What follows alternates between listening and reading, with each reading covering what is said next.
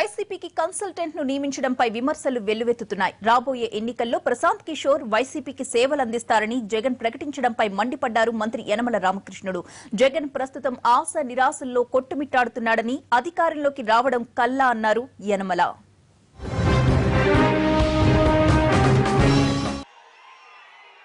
October 27వ తారీఖు నుంచి పాదయాత్ర చేస్తూ వస్తాం. దాదాపుగా 6 నెలల పాటు దగ్గర 3000 కిలోమీటర్లు ప్రతి జిల్లాకు వస్తా, ప్రతి ప్రాంతానికి తిరుగుతా, మీతోనే ఉంటూ పాదయాత్ర చేస్తా. ఇడుపులపాయ నుంచి మొదలుపెట్టి తిరుమలకు వెళ్తా, మెట్లకి కొండ మీదకు వెళ్ళి దేవుణ్ణి దర్శించుకుంటాం. అక్కడ నుంచి ఇచ్చాపురం దాకా 3000 కిలోమీటర్లు పాదయాత్ర సాగుతుంది.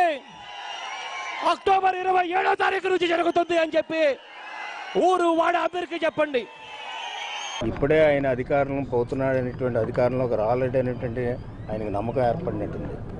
అందుకనే చాలా అడ్వాన్స్గా ఈ యొక్క ప్రకటనలన్నీ కూడా చేస్తున్నాడు.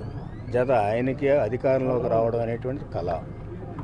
ఆయన ఇప్పుడు ఏంటంటే Jagan is just like a pendulum, ఆశ నిరాశ మధ్య ఊగుతూ ఉన్నాడు.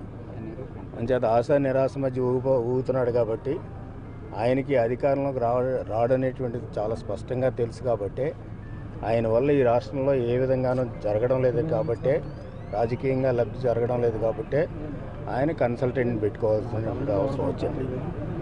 ఈనాడు ఆయన కన్సల్టెంట్ మీద ఆధారపడ్డాడు తప్ప ప్రజల మీద ఆధారపడలేదు. అంచేత ఈనాడు ఆయనకు అనుమానం వచ్చింది, అసలు మనకు మనుగడే ఉండదేమో అనేటువంటి అనుమానం వచ్చింది వైసీపీకి. ఆ మనుగడ నిలుపుకోవటానికి ఒక కన్సల్టెంట్ తెచ్చుకున్నారు. ఆయన గ్యాస్ కొడుతూ ఉంటాడు బెలూన్ కూదినట్టుగా. అంచేత అది ఒక టెంపరీ సాటిస్ఫాక్షనే తప్ప పర్మనెంట్గా ఉండేది ఒక తెలుగుదేశం పార్టీ అధికారంలో ఉంటుంది.